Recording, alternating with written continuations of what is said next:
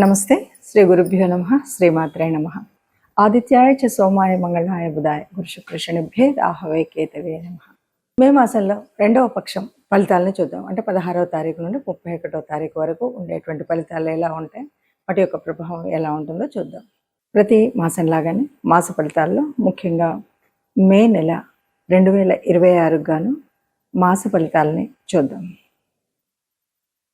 ఈ మాస ఫలితాల్లో అసలు ముందుగా గ్రహస్థితి ఎలా ఉంది, మే నెలకు ఉండేటువంటి ప్రత్యేకత ఏంటి అని ఆలోచిస్తే కనుక మే నెలలో ముఖ్యంగా మే నెల ఎప్పుడు ప్రారంభమవుతుంది అంటే ఈసారి వైశాఖ పౌర్ణమి నుండి జ్యేష్ఠ పౌర్ణమి మధ్యలో ఉండేటువంటి కాలం మే నెలగా వస్తుంది.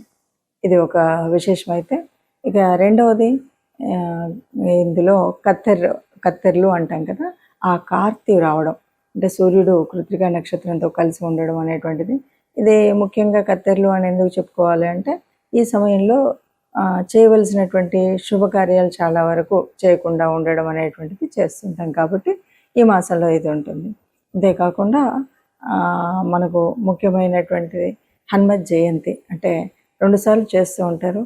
ఏప్రిల్ మాసంలో చేసేటువంటిది అయితే మనకి విజయయాత్ర కింద, మే మాసంలో వచ్చేటువంటి అది హనుమత్ జయంతి కింద మనం చెప్పుకుంటూ ఉంటాం.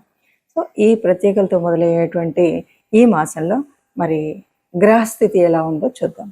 గ్రహస్థితి ముఖ్యంగా పెద్ద గ్రహాలు ఎలాగో అదే స్థితిలో ఉన్నాయి, కానీ మారేటువంటి గ్రహాలు కనుక మనం చూసినట్లయితే కుజుడు మనకి మారుతున్నటువంటి సమయం 11వ తారీఖు కుజుడు మారుతాడు. ఇక రవి బుధులిద్దరూ కూడా మనకి 15వ తారీఖు మార్పు కనబడుతుంది. అంటే మేషము నుండి మనకి వృషభంలోకి వెళ్ళేటువంటి స్థితి కనబడుతుంది. ఇక శుక్రుడు దాదాపు 20వ తారీఖు నుండి ఇక్కడే ఉన్నటువంటి శుక్రుడు తదుపరి మనకి చెప్పాలి అంటే 7వ తారీఖు శుక్రుడు మారిపోతాడు. ఇది మనకి కనిపించేటువంటి గ్రహాల్లో ఉండేటువంటి మార్పు. మిగతా గ్రహాలు ఎలాగో చాలా శుక్రుడు, శని, పెద్ద గ్రహం కేతువు, రాహు, ఈ వీళ్ళల్లో ఏ మార్పు అయితే లేదు, గురువు. సరే, ఇలా ఉన్నటువంటి పరిస్థితుల్లో మరి ఒక్కొక్క రాశికి 12 రాశులకు ఫలితం ఎలా ఉంటుంది అంటే చిన్న చిన్న మార్పులే ఉన్నప్పటికీ మొన్ననే మనకి గ్రహ కూటమి ఇలాంటివి మార్పులు జరిగినప్పటికీ ఏ మాసానికి ఆ మాసానికి మనం చూసుకుంటూ ఉన్నటువంటి పరిస్థితులలో ఈ మాసంలో వచ్చేటువంటి అంటే ఒక విద్య కానీ, వివాహంలో కానీ, లేదు పెట్టుబడులు పెట్టేటువంటి విషయంలో కానీ ఎలాంటి మార్పులు ఉంటాయి, మనం ఏం చేస్తే, ఏ గ్రహ అనుగ్రహం పొందితే, ఏ దైవానుగ్రహం పొందితే మనకి ఏ కష్టం లేకుండా ఉంటుందో చూద్దాం. ఇక చివరి రాశి మీనరాశి వారికి మే నెలలో ఫలితాలు ఎలా ఉంటాయంటే 11న జన్మకుజుడు ఈయన పక్కకు వెళ్ళిపోతున్నాడు. 11వ తారీఖు జన్మకుజుడు పక్కకు వెళ్తున్నటువంటి పరిస్థితి. ప్రయోజనాలు అంతంత మాత్రంలోనే ఉంటాయి. గత అనుభవాలతో చూస్తే కనుక కొన్ని పనులు మనకు ఇంతకుముందు అయిన ఎక్స్పీరియన్స్ అన్ని గుర్తుపెట్టుకుంటే చక్కగా చక్కబెట్టగలుగుతాం.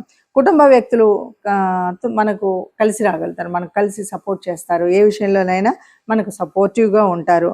ఇక ఇచ్చిపుచ్చుకునే విషయంలో కానీ, మాట్లాడేటప్పుడు కొన్నిసార్లు వాగ్వివాదాల్లోకి దిగకూడదు. ముఖ్యమైనటువంటి సూచన ఏంటంటే ఎవరితో మాట్లాడినా కొన్నిసార్లు కొంతమందికి చాలా అలవాటు, ఏ విషయమైనా సరే దాన్ని మాట్లాడుతూ ఒక వాగ్వివాదం లాగా వెళ్ళిపోతుంది. ఇలాంటివి మాత్రం అస్సలు చేయకూడదు ఈ మాసంలో.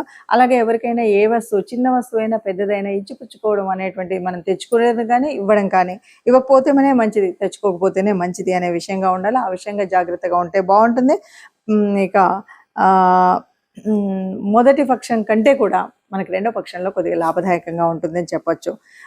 రవి క్రమంగా సాధారణ స్థితి అంటే సాధారణతలు సాధించే పరిస్థితిలోకి వస్తారు. కర్తవ్యాన్ని మనం అంకితభావంతో ఉంటే, మనోఅభిష్టత చాలా ఏర్పరచుకుంటే మనం ఇది చేయగలుగుతాం, ఎందుకు చేయలేము అనేటువంటి మొండి పట్టుదలతో కనుక ఉంటే మనం అన్ని పనులు చేయగలుగుతాం. ఏదేమన్నా ఒక రకంగా చెప్పాలంటే ఈ మాసంలో వీరికి తరచూ ఏదో ఒక ప్రయాణం చేయవలసినటువంటి పరిస్థితి అయితే ఉంటుంది అని చెప్పొచ్చు. ఈ రకంగా కనుక మనం చూసినట్టయితే ఈ మాసంలో మనం ఫలితాలన్నీ కూడా కొన్ని రాశులకు చాలా కొన్ని రాశులు అంటే అందరికి వేయలేం కదా, ఈ మాసంలో మనం చూసినటువంటి ఫలితాలను కనుక చూసినట్టయితే గ్రహ సంచారం వల్ల అంటే మారుతున్నటువంటి 4 గ్రహాల మూలంగా జరిగేటువంటి పరిస్థితి. ఏది ఏమైనా మనం ఏం చెప్పొచ్చు అంటే ఇది గోచార ఫలితాలు. మనం చెప్తున్నటువంటిది గోచార ఫలితాలు. జన్మజాతకంలో ఉండేటువంటి దానికిను గోచార ఫలితానికి తేడా ఉంటుంది తప్పనిసరిగా. ఎందుకంటే జన్మకుండల్లో మనకు అప్పటికే ఉన్నటువంటి నడుస్తున్నటువంటి దశ అంతర్దశలు ఎలా ఉన్నాయి, ఇప్పుడు ఉన్నటువంటి పరిస్థితి ఏంటి అన్నది తెలియచ్చు. ఇది కేవలం గోచారం. గోచారం అంటే కోటాను కోట్ల మందిలో కొంతమందికి మాత్రమే, అంటే ఒక 30% ఆఫ్ ద పీపుల్కి ఇది కరెక్ట్గా ఎగ్జాక్ట్గా కరెక్టే ఉంది అనిపిస్తుంది. ఇక మిగతాది ఎందుకంటే మన జన్మకుండల్లో ఉన్నటువంటి గ్రహాలను బట్టి ఉంటుంది. ఇది ఒకటి ముందుగా మనం గ్రహించాలి.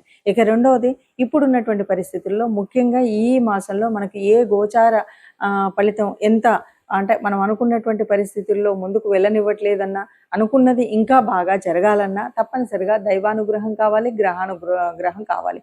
అయితే ఈ మాసంలో మనకి హనుమత్ జయంతి ఉంది కాబట్టి ఈ మాసం అంతా కూడా రాముణ్ణి పూజించడం కానీ, హనుమంతుడిని ప్రార్థించడం కానీ, ఎందుకంటే హనుమంతుడిని హనుమత్ చాలీస చదవడం కానీ ఇలాంటివి కనుక చేసినట్టయితే తప్పకుండా రాముల వారి కృప ఉంటుంది అని చెప్పొచ్చు. ఇంకా ముఖ్యంగా ఏదైనా సరే కీడు చెడు ఇలాంటివి జరుగుతున్నాయి అన్న టైంలో మనం తప్పనిసరిగా హనుమత్ ఆలయానికి వెళ్ళడం అనేటువంటిది ముఖ్యమైనది. కాబట్టి మనం ఇచ్చేసి వీలైన వాళ్ళు మనం నవగ్రహాల దగ్గరికి వెళ్ళడము, లేదు అదే కాలేదు అంటే ఏదైనా మీకు తోచిన దాన ధర్మాలు చేసినట్టయితే, ఇవేవి నాకు తెలియదు ఏ గ్రహం వల్ల ఏది అని అనుకున్నట్టయితే, అలా కూడా కాలేదు అనుకుంటే తప్పనిసరిగా మీరు ఏదైనా గోశాలకు వెళ్ళి గోమాతకి మనం గనక గ్రాసం ఇచ్చినట్టయితే తప్పనిసరిగా ఇప్పుడు ఏవైతే అననుకూలంగా ఉన్నాయి అనుకున్నామో ఇవన్నీ కూడా అనుకూలంగా ఉండేటువంటి స్థితి మనకు వస్తుంది. అందరూ హాయిగా ఆనందంగా ఉంటారు. ఇవి పెద్దగా భయపెట్టేటువంటి పరిస్థితి ఏం కాదు. మాసంలో చిన్న చిన్న మార్పులు జరుగుతాయి. ఆ చిన్న చిన్న వ్యత్యాసాలు కనబడుతూనే ఉంటాయి. మనం పట్టించుకున్నట్టయితే అంతగా ఉండదు. ఆత్మ నిగ్రహం ఉండాలి. అట్లాగే ఆత్మబలంతో సాగితే ఎంతటి మొండి పనైనా మనం పూర్తి చేసుకోగలుగుతామని తెలియజేస్తూ, మనకి మే మాసంలో వచ్చేటువంటి పండగ ముఖ్యమైనటువంటిది, అందరికీ ఇష్టమైనటువంటిది, ముఖ్యంగా యువతకి చాలా ఇష్టమైనటువంటి పండగ హనుమత్ జయంతి వస్తుంది. చాలామంది అడుగుతూ ఉంటారు, హనుమత్ జయంతి మొన్ననే కదండి చేసుకున్నాము, మళ్ళీ ఇప్పుడు ఏంటి అని. ఇక్కడ మనకు కనిపించేటువంటిది ఏంటి అంటే, ఒక ఉత్సవం మొట్టమొదటిగా వచ్చేటువంటి దాన్ని హనుమత్ విజయ యాత్రగా చెప్పుకుంటాం. రెండవది హనుమత్ జయంతి. హనుమంతుడు పుట్టడము అంటే ఈ లోకాలన్నింటినీ కాపాడడం అనే చెప్పాలి. హనుమత్ జయంతిని మనం అంత విజయోత్సవంగా విజయయాత్రలు చేసుకుంటూ చక్కగా ఎటు చూసినా కూడా కాషాయ వర్ణాలతో హనుమత్ ధ్వజాలతో అందరూ కూడా ఆనందంగా ఎందుకు తిరుగుతారంటే, ఆనాడు రామాయణ కాలం నాడు మరి రాముడి జయానికి మూల కారణమైనటువంటి వాడు. అలాగే ఇప్పటికీ అప్పటికి ఎప్పటికి కూడా ఒక తేజస్సు కానీ, ఒక చైతన్యం అంటే ఎలా ఉండాలి, ఒక దాసతత్వం అంటే ఎలా ఉండాలి, ఒక స్నేహం అంటే ఎలా ఉండాలి, విజ్ఞానంలో నవవ్యాకరణం తెలిసినటువంటి వాడు అంటే ఎలా ఉండాలి, ఒక కార్యశూరత్వంలో ఎలాంటి స్థితి ప్రజ్ఞత ఉండాలి, కార్యాన్ని సాధించుకురావడంలో ఎలా ఉండాలి, ఇవన్నీ మనకు చెప్పేటువంటి వారు హనుమంతుల వారు. అందువల్ల హనుమత్ జయంతి మనందరికీ కూడా ఎప్పటికీ చైతన్యాన్ని అందించేటువంటిది.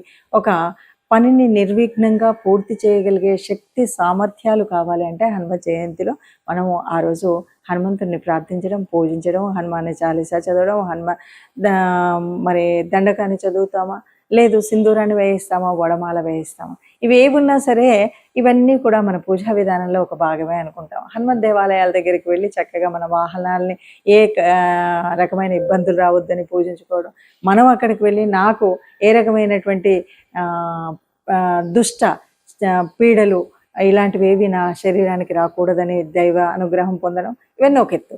ఇవి కాకుండా మనం హనుమంతుడి నుండి నేర్చుకోవాల్సినటువంటిది ఏమిటి అంటే, ఎంతటి వాడైనా సరే ఎక్కడ ఎదగాలో ఎక్కడ ఒదగాలో ఇది తెలిసినటువంటి వాడు హనుమంతుడు.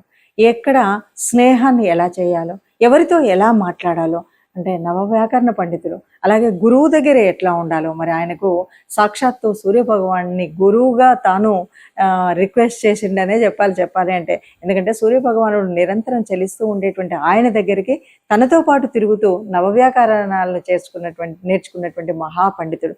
కాబట్టి విద్యార్థి లోకానికి ఎప్పటికి కూడా మనం ఏదైనా జ్ఞానం నేర్చుకోవాలంటే ఎలా ఉండాలి, ఎంత నిరంతర ప్రయత్నం ఎలా ఉండాలి, ఇవన్నీ విషయాలు చెప్పేటువంటిది అది. అంతేకాదు ఒక కార్యాన్ని సాధించాలి అంటే కేవలం రామనామంతో నేను ఏదైనా చేయగలుగుతాను అనేటువంటి సంకల్పంతో గట్టిగా ఉండి అన్ని రాముడే చేస్తున్నాడు అని చెప్పేటువంటి వాడు. అలాగే లంకకు వెళ్ళినప్పుడు ఏం చేస్తాడు, అక్కడ ఉన్నటువంటి తన బల ప్రదర్శన జరిగిన తర్వాత రావణాసురుడు అడిగినప్పుడు తన బలం ఏంటి, నువ్వు ఇంత బలవంతుడు ఎక్కడి నుండి వచ్చావు ఏంటి అంటే, నేను చాలా ఆ రామయ్య దగ్గర ఉన్నటువంటి అంతమంది సైన్యంలో అతి బలహీనుని నేనే అని చెప్తాడు. ఇది కార్యశూరత్వం అంటే ఒదిగి ఉండడం అనేటువంటి తత్వం. ఎక్కడ చూసినా కూడా నేను బలవంతుడిని అనేటువంటి గర్వం కాకుండా నేను అందరిలో ఒకవాడిని, నేను సేవ చేయగలిగినటువంటి వాడిని, నేను సహాయం చేయగలిగినటువంటి వాడిని, నాకు అధికారం అక్కర్లేదు అన్నటువంటి వాడే. అందుకే కదా సుగ్రీవుడి తనకు ఒక రాజ్యాన్ని ఉండగలిగినటువంటి అయినప్పటికీ కూడా సుగ్రీవుడి దగ్గర మంత్రిగా పనిచేసినటువంటి వాడు. ఆ మంత్రిత్వం రాజుకి ఆ రాజ్యం లేని రోజు కూడా మంత్రిగా తన దగ్గరే ఉండిపోవడం, ఇది గొప్పనైనటువంటి లక్షణం. అలాగే ఏ కార్యం చేయాలన్నా అంటే లంకాన్వేషణలో సీతాన్వేషణలో లంకకు వెళ్ళేటప్పుడు ఎన్నో అడ్డంకులు ఉన్నాయి. ఎక్కడికక్కడ ఎదిగినప్పుడు ఎదిగాడు, ఒదిగినప్పుడు ఒదిగాడు. అంతే తప్ప హాయిగా ఆహార వ్యవహారాల్లో నేను చాలా ఆనందపడుతూ ఉండొచ్చు అనేటువంటి పరిస్థితి కాకుండా మైనాకుడు సాయం చేద్దామని వచ్చిన రోజు కూడా ఇప్పుడు కాదు, నేను కార్యం పూర్తయిన తర్వాత అంటూ చెప్పినటువంటి మహానుభావుడు. అందువల్ల హనుమత్ జయంతి అనేటువంటిది కేవలం ఒక ర్యాలీ చేసుకోవడానికో ఇంకో కాదు. హనుమంతుడు ఏ రకంగా తన ధర్మ రక్షణ కోసం రాముణ్ణి తన గుండెల్లో నిలుపుకున్నటువంటి భక్తుడుగా, రామ రాజ్యం కోసం పాటుపడినటువంటి ఒక సైనికుడిగా, సీతాన్వేషణలో తాను చేయవలసినటువంటి కార్యసాధకుడు ఎలా ఉండాలో అలాంటి కార్యసాధకుడుగా మనం ఆయన్ని ఆదర్శంగా తీసుకుంటే హనుమత్ జయంతిని చక్కటి పండగగా జరుపుకున్న వాళ్ళం అవుతాం.